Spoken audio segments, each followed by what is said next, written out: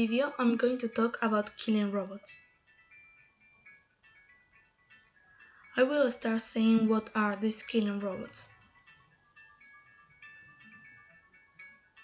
It's becoming increasingly difficult to ignore the fact that robots are becoming an important part of our society and daily life. This kind of intelligence has been introduced in all sectors to reduce human effort and give a faster result.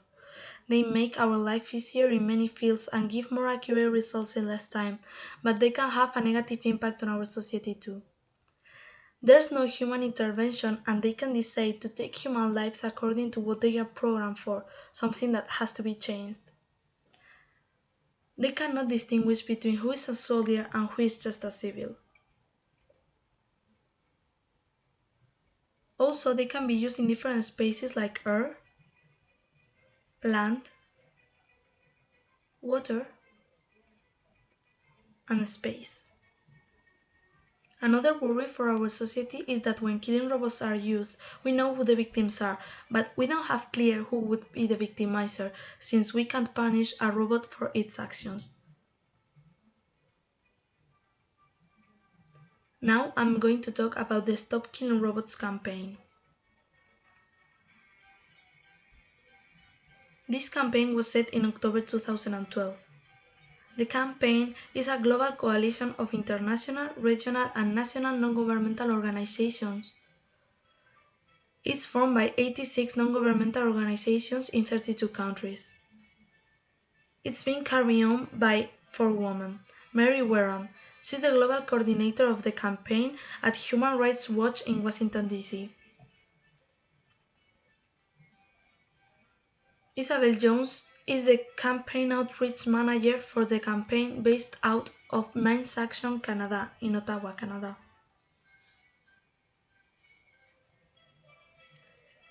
Claire Convoy. She is the media and communications manager for the campaign based in Geneva, Switzerland. And the last one, Marta Cosmina. She's the Silicon Valley lead for the campaign to stop killing robots based in San Francisco, USA. The problem this campaign is trying to stop is that USA, China, Israel, South Korea, and Russia are developing autonomous robots as army systems that will decide who lives and who dies without any human intervention.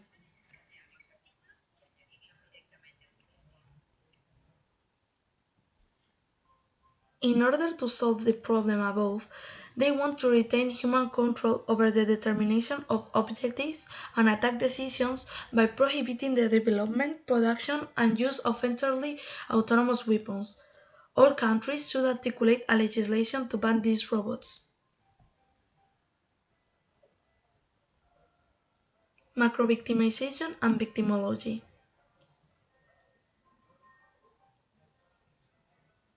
The killing robots issue is so relevant to them because of the huge impact they can provoke on society. Killing robots are objects with the ability to take human lives without knowing what human life is. They only obey commands without having emotions and empathy and can determine if a person deserves being killed.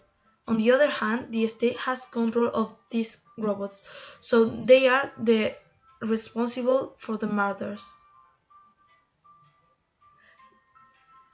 Victimization in international scenarios.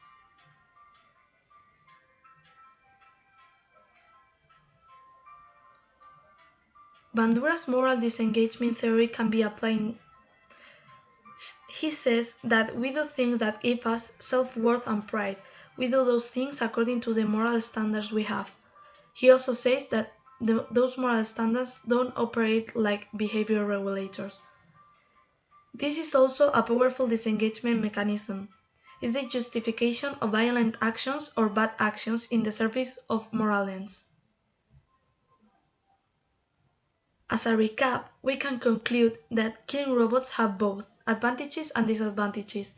Those bad characteristics of the laws are the ones that can cause victimization, and they actually do. The damage these machines can cause is obvious.